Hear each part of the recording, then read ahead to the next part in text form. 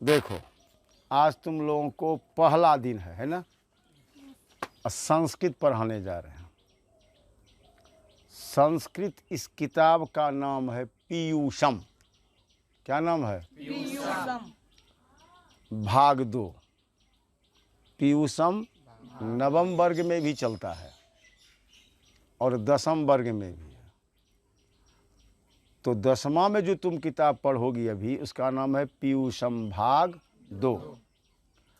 पीयूषम का मतलब होता है अमृत। क्या होता है? अमृत। अमृत। अमृत मतलब सर? अमृत मतलब सुधा। सुधा मतलब पीयूष, जिसके पीने से मौत नहीं होती, उसी कहते हैं अमृत।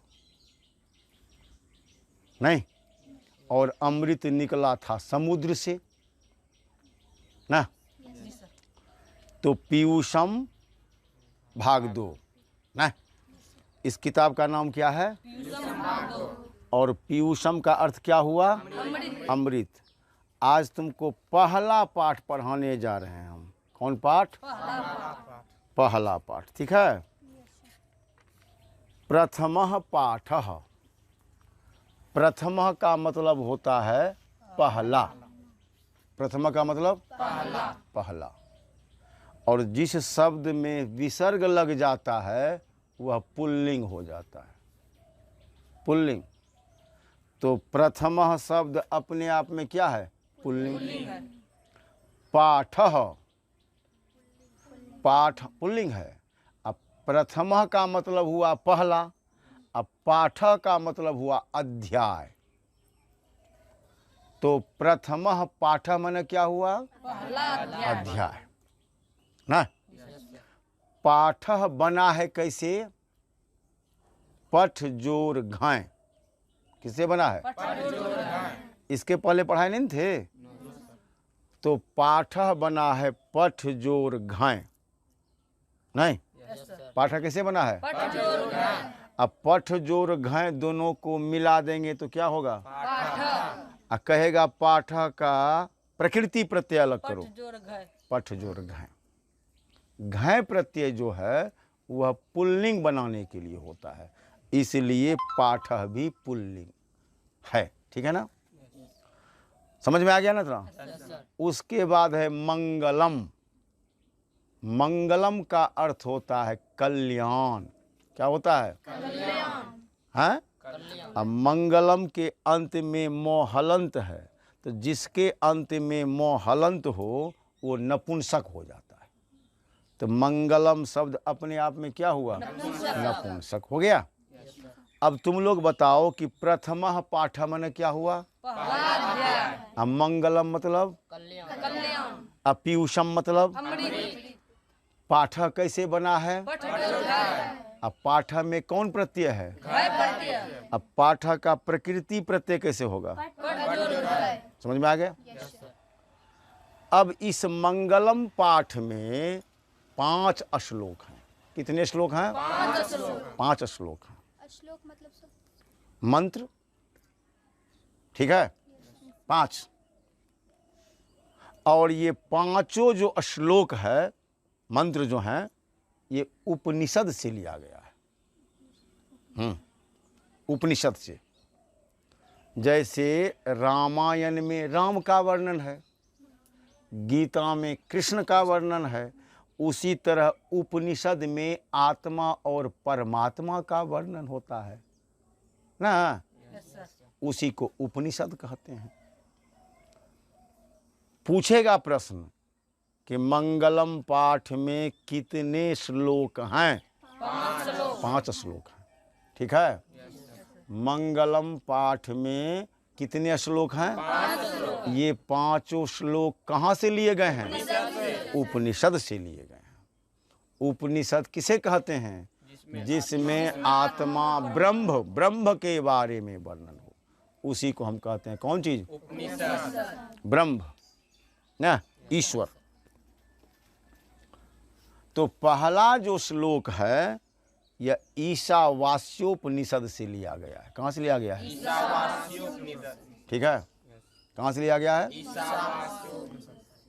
और इसमें बताया गया है हिरण्यमयेन पात्रेण सत्यस्य पिहितं मुखम। सत्यस्य मतलब सत्य का, नहीं, सत्यस्य माने सत्य का। कौन विभक्ति? षष्ठी विभक्ति। कौन कारक? संबंध कारक। और संबंध कारक का चिन्ह क्या है? का, के, की, रा, रे, री। तो हिरण्यमयेन पात्रेण, सोने के पात्र से, सोने के पात्र से। कौन विभक्ति? तृतीया विभक्ति। कर्ता ने कर्म को करण से, तो हिरण्यमयेन में भी तृतीया विभक्ति है, अब पात्रेण में भी तृतीया विभक्ति है, हाँ?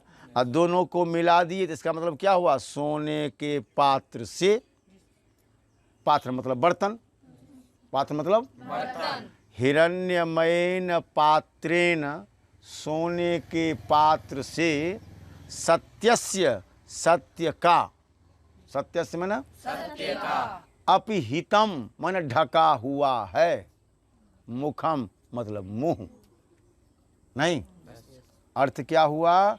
सोने के पात्र से सत्य का मुंह ढका हुआ है, नहीं हुआ?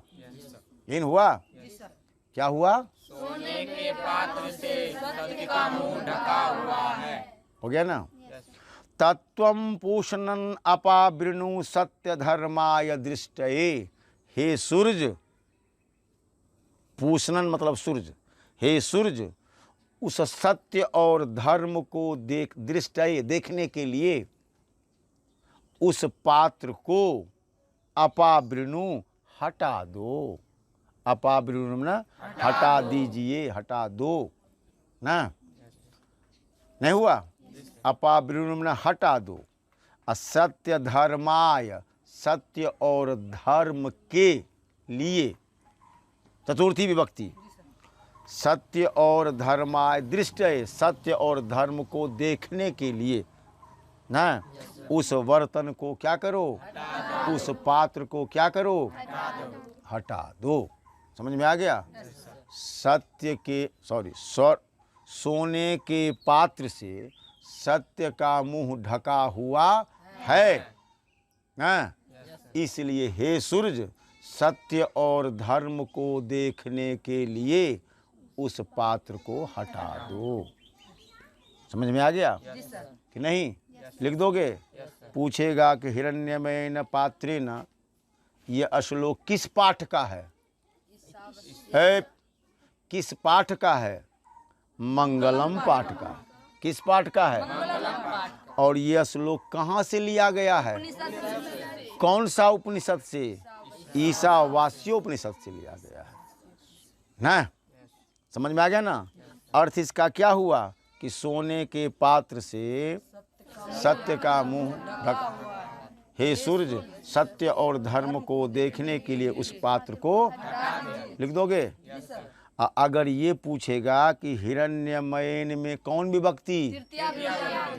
पात्रेण में कौन विभक्ति? असत्यस्य में कौन विभक्ति? अपहितम का मतलब क्या हुआ? ढका हुआ।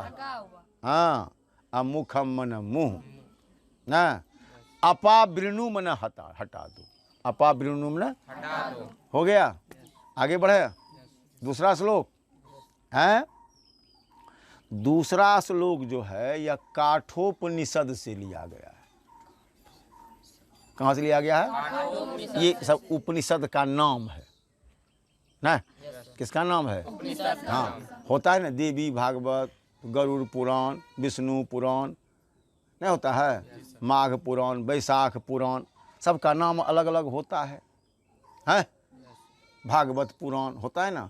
उसी तरह उपनिषद जो कई हैं, तो उसी में से एक का नाम है ईशावास्योपनिषद, एक का नाम है काठोपनिषद ना।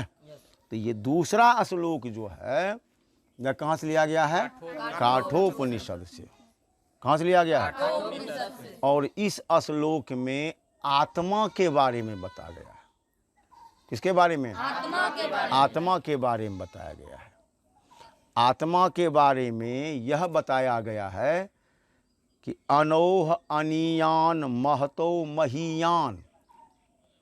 आत्मा छोटा से छोटा और बड़ा से बड़ा है। ठीक है। अणु माने होता है छोटा ना, अणु माने छोटा। हाँ, और उस अणु में ई अशून्य प्रत्यय लगा दिया, ई अशून्य प्रत्यय, तो अनोह अनियान हो गया। मतलब सबसे छोटा जिसमें लगा देंगे उसी का वो बोध कराएगा। बड़ा में लगाएंगे तो सबसे बड़ा, सबसे बड़ा, और छोटा में लगाएंगे तो सबसे छोटा, सबसे छोटा। तो अनु शब्द में लगाया, अनु का अर्थ छोटा होता है, तो अनोह अनियान सबसे छोटा। अब महत मन बड़ा, और उसमें भी लगा दिया गया कौन, ई अशून्य प्रत्यय, तो महतो महीयान सबसे बड़ा, जिससे बड़ा संभव ही नहीं है, और जिससे छोटा वैसा ही आत्मा है। अनोह अनियान महतो महीयान, कहा आत्मा छोटा से छोटा और बड़ा से बड़ा है। हाँ, छोटा से छोटा भी है, जिसको तुम लेंस से भी नहीं देख सकती हो, उतना छोटा है। अब बड़ा इतना है कि इस आंख से भी नहीं देख सकते हो, चकाचौंध लग जाएगा ना। कुरुक्षेत्र में कृष्ण ने अपना विराट रूप दिखाया था, तो अर्जुन को आश्चर्य लग गया, बाप रे बाप, क्योंकि बड़ा था। विराट रूप उसी को कहते हैं। विराट रूप किसको दिखाया था? अर्जुन को दिखाया, तो विराट रूप उसी कहते हैं। विराट रूप, बड़ा रूप दिखाया, और इतना विराट रूप दिखाया कि उसी में पूरा ब्रह्मांड चलता फिरता नजर आ रहा था। इसलिए कहा अनोह अनियान महतो महीयान, आत्मा छोटा से छोटा और बड़ा से आत्मस्य जंतोर निहितो गुहायाम। ये आत्मा जो है यह प्राणी के हृदय रूपी गुफा में रहता है।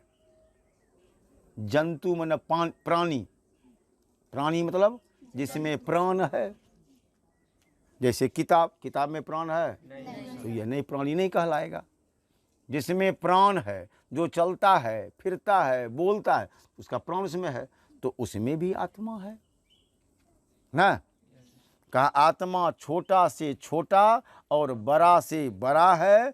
अजंतुर निहितो गुहायाम, यह प्राणी के हृदय रूपी गुफा में रहता है।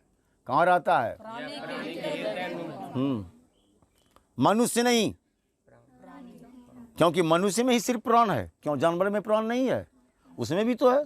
क्यों कीट पतंग में प्राण नहीं है? उसमें भी प्राण है। तो इसलिए प्राणी के हृदय रूपी गुफा में यह रहता है। कौन रहता है? आत्मा। कैसा है? तो तम क्रतु पश्यति बीत शोकः, तम मन उसको, तद का रूप है सह तो ते, तम तो तान, तेन ताभ्याम तै, रूप बनता है तम, द्वितीया विभक्ति। द्वितीया का चिन्ह क्या है? को, कर्ता ने कर्म को। तम क्रतु पश्यति बीत शोकः, का उसको देखता कौन है? उस आत्मा को देखता कौन है? का बीत शोकी। कौन शोकी? बीत शोकी कहते हैं किसको? तुमको, हमको नहीं। बीत शोकी उसको कहते हैं जिसके अंदर की न हर्ष है न शोक है, न छल है न कपट है, न राग है न द्वेष है, न मान है न अपमान है, न सम्मान है, न अहंकार है, कुछ नहीं है। छल कपट बैर द्वेष ईर्ष्या पाखंड मद अभिमान सबसे जो पड़े है, इन सब से। तो ऐसा आदमी कौन होगा? ऐसा आदमी तो संभव नहीं है। हम लोग घर में रहते हैं, गृहस्थ आश्रम में रहते हैं, तो छल कपट तो होगा ही, झूठ सांस तो बोलेंगे ही। तो कहा ऐसा बीत शोकी, कहाँ? कहा ऐसा जो बीत शोकी होगा वो तो रहता है कहाँ? जंगलों की गुफाओं में बैठा है। जो ऐसा होगा व्यक्ति, उसको संसार से कोई मतलब नहीं होगा। कुछ मतलब होगा? क्यों मतलब होगा उसको? मतलब तो हमको है कि हम तुम घर में गृहस्थी में रहते हैं, ना। तम क्रतु पश्यति बीत शोकः, का उसको कोई बीत शोकी पुरुष ही देख पाता है। अब बीत शोकी जिसके कि मन में छल कपट राग द्वेष ईर्ष्या नहीं है, वैसा ही व्यक्ति उस आत्मा को क्या करता है, बाकी कोई नहीं देख पाता, कोई नहीं। क्योंकि उस आत्मा को देखने के लिए जो दृष्टि होनी चाहिए, नहीं, वो हम लोगों के पास नहीं है। वो दृष्टि किसके पास होती है, किसी बीत शोकी पुरुष के ही पास होती है ना। खून देखी हो, नाड़ी हम भी पकड़ते हैं, नाड़ी एक डॉक्टर भी पकड़ता है, लेकिन वो पकड़ करके पता लगा लेता है कि क्या तुम में खराबी है। हम पकड़ के कुछ पता भी नहीं लगा पाएंगे, क्योंकि वो जानकारी हमको है ही नहीं। तो जिसको जानकारी होगी वो ना पकड़ेगा, तो जिसको वो दृष्टि होगी वो न उस आत्मा को देखेगा। तो वो दृष्टि सबको नहीं है, का बीत शोकी को होता है। अधातु प्रसादाद महिमात्मनः, का बीत शोकी को होता है। और वो बीत शोकी पुरुष वही होता है जिस पर ईश्वर की असीम अनुकंपा होती है, आशीर्वाद। तुम चाहोगी, हम चाहेंगे, हम बीत शोकी पुरुष बन जाएं, संभव है? नहीं बन पाएंगे। डॉक्टर बन जाओगी, मेहनत करोगी, बन जाओगी, लेकिन वैसा पुरुष बनना, वैसा व्यक्ति बनना, ये तो ईश्वर के हाथ में है, भगवान के हाथ में है। सब नहीं बन पाएगा। जिस पर उनकी असीम अनुकंपा होती है वही बनता है बीत शोकी। और जो बीत शोकी बनता है फिर वह गांव में नहीं रहता, किसी कंदराओं में पड़ा रहता है। हमको ये बताओ कि तुम अगर बीए पास कर ली तो फिर तुम्हारे सामने में 5वां किताब का कोई महत्व है? खूब मैथमेटिक्स खूब जानती हो तुम, तो 5वां क्लास के गणित की किताब को तुम पास रखोगी? भाई क्या रखना है, इसमें क्या है? तो जो बीत शोकी है उसके लिए संसार ही फालतू बेकार है, क्योंकि वो तो किसको देख रहा है? आत्मा को देख रहा है। आत्मा मतलब क्या हुआ? ब्रह्म को, ईश्वर को देखना। आत्मा मतलब क्या हुआ? भगवान, ईश्वर। क्योंकि ये जो आत्मा है जो मनुष्य के हृदय रूपी गुफा में रहता है, यह ईश्वर का ही अंश है। दिया सलाई जलाती हो ना, तो दिया सलाई में जो तिल्ली होती है उसमें क्या रहता है? आग का कण है, तो उसमें अप्रत्यक्ष रूप से आग का ही कण है ना। तो उसी तरह ये आत्मा भी उसी परमात्मा का एक अंश है। तो जिसने परमात्मा के बारे में जान लिया वो इस सांसारिक वस्तु को जान के क्या करेगा? कुछ करेगा? इसलिए बीत शोकी पुरुष गांव में नहीं, तुमको किसी कंदराओं में बैठा पड़ा ध्यान करता हुआ मिलेगा। उसके लिए संसार तुच्छ हो जाता है। जिसने ब्रह्म को जान लिया, जिसने परमात्मा को जान लिया, उसके लिए संसार की कोई चीज़ है? कुछ नहीं है, बैठा रहता है। लिख दोगे? फिर देखो, अनोह अनियान महतो महीयान, आत्मा छोटा से छोटा और बड़ा से बड़ा है। जंतोर निहितो गुहायाम आत्मा, कहा आत्मा मनुष्य के हृदय रूपी गुफा में रहता है। तम क्रतु पश्यति बीत शोकः, का उसको बीत शोकी पुरुष ही देख पाता है, जिस पर ईश्वर की असीम अनुकंपा होती है। लिख दोगे? आगे बढ़ें? हैं? सत्यमेव जयते, सत्य की विजय होती है। सत्य की विजय होती है। नानृतम, झूठ की नहीं। विजय किसकी होती है? सत्य की होती है, झूठ की नहीं। सत्येन पंथा विततो देवयानः, कहा सत्य का रास्ता, सत्य की विजय होती है, झूठ की नहीं। असत्येन पंथा विततो देवयानः, सत्य का रास्ता देवलोक तक फैला है। कहाँ तक फैला है? विस्तृत है, फैला हुआ है। जेनाक्रम ऋषयो ह्याप्त कामा, जिस रास्ते पर बड़े बड़े ऋषि चल करके परम धाम को प्राप्त कर लेते हैं, मोक्ष को प्राप्त कर लेते हैं,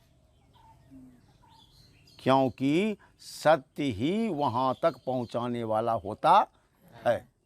ठीक है। फिर देखो, सत्यमेव जयते, सत्य की विजय होती है, झूठ की नहीं, असत्य की नहीं।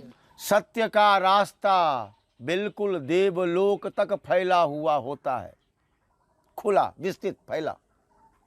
जिस रास्ते पर ह्याप्त कामी यानी ऋषि लोग, महर्षि लोग ना चल करके देवलोक तक पहुंच जाते हैं।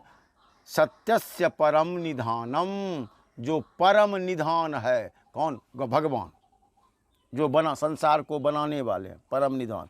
ऐसे भगवान तक को वो प्राप्त कर लेते हैं। किस पर चलकर? सत्य के मार्ग पर चलकर, सत्य के रास्ते पर चलकर। हो गया। ये मंडूकोपनिषद से लिया गया था। कहाँ से लिया गया था? ये भी लिया गया है मंडूकोपनिषद से। चौथा, यथा, जिस तरह, यथा मना जिस तरह, जैसे, जिस प्रकार, तीनों होता है। यथा नद्यः संद्यमाना समुद्रे अस्तम गच्छन्ति नाम रूपे विहाय, कहा जिस तरह नदियाँ, नद्यः मना नदियाँ, बहुवचन, नदी, नद्यो, नद्यः नहीं होता है, बहुवचन। कहा जिस प्रकार नदियाँ अपने नाम को छोड़कर बहती हुई समुद्र में अस्तम मिल जाती है। जितनी भी नदियां तुम देख रहे हो, उसका अंतिम पड़ाव कहाँ है? समुद्र। यहाँ भले वो कल कल छल छल कर करके बहले ना, लेकिन अंतिम जा कर के वो मिल जाती है कहाँ? समुद्र में मिल कर के शांत हो जाती है। जब तक वह समुद्र में नहीं मिलती है, तब तक वह इतराती है, इठलाती है, बल खाती है, कभी इधर काटती है, कभी उधर काटती है, कभी ये किनारा छोड़ती है, कभी वो किनारा छोड़ती है। नदियाँ नहीं, कभी उसमें तरंग आती है नहीं, कभी पानी बढ़ जाता है, बाढ़ नहीं, कभी कम, नाना प्रकार का। जब तक ये समुद्र में नहीं मिली है, तब तक इस नदी का नाम क्या है? गंगा। इसका नाम क्या है? कोसी। नाम सबका है ना अलग, गंगा, जमुना, कोसी, सरस्वती, गंडक, है कि ना, ब्रह्मपुत्र, सिंधु, कावेरी, नर्मदा, सब तो नाम है ना। लेकिन जब वही नदियां समुद्र में मिल जाती है तो उसका नाम नहीं होता है। समुद्र में मिलने के बाद कोई कहता है कि ये गंगा है, ये कोसी है, जमुना है, बागमती, कुछ नहीं, नाम खत्म हो गया। नामम रूपम विहाय, अपने नाम को छोड़ करके वो समुद्र में मिल जाती है। क्या होती है? शांत। तथा विद्वान, का उसी तरह विद्वान लोग भी, जैसे नदियाँ अपने नाम को छोड़कर समुद्र में मिलकर शांत हो जाती है, उसी तरह विद्वान लोग भी अपने नाम को छोड़कर ईश्वर में मिलकर शांत हो जाते हैं। जब तक हम भी ईश्वर में नहीं मिलते हैं, तब तक हमको भी काम धाम, ये है वो है, फलान ढकान, सांसारिक माया जाल में फंस करके हम लोग तरह तरह की बातें करते हैं ना। और जब यही आदमी, यही विद्वान भगवान में, ईश्वर मिल जाता है, तो फिर ये सांसारिक चीज़ों को वो क्या होता है? भूल जाता है। फिर वह घर द्वार, परिवार, मकान, बेटा बेटी, किसी की चिंता उसको रहती, सब खत्म हो गया उसका। ठीक है ना। तो विद्वान का भी उसी तरह वो समाप्त हो जाता है, जिस तरह की नदियां अपने नाम को छोड़कर और समुद्र में मिलकर शांत हो जाती है ना। फिर उसमें कोई घबराहट नहीं, कोई चंचलता नहीं, कोई कटाव नहीं ना। परम शांति, समुद्र में मिलकर के परम शांति को प्राप्त कर लेती है नदियाँ। उसी तरह मनुष्य भी, प्राणी भी ईश्वर में मिलकर परम शांति को महसूस कर लेता है। और जब तक ईश्वर में नहीं मिलता तब तक सांसारिक माया मोह में पड़ कर के छल कपट, शांति अशांति, घटना, ये वो फलान ढकान में लगा रहता है ना। अब कल पढ़ा देंगे, ठीक है।